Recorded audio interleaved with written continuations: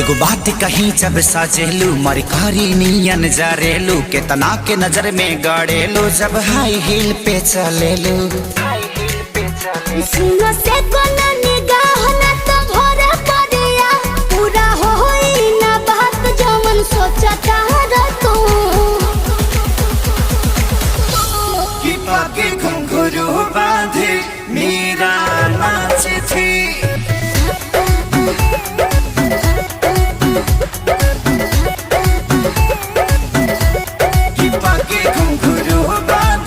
मेरा नाची थी और हम नाचे बिनी घुंघरू के कि पाके घुंघरू बांधे मेरा नाची थी।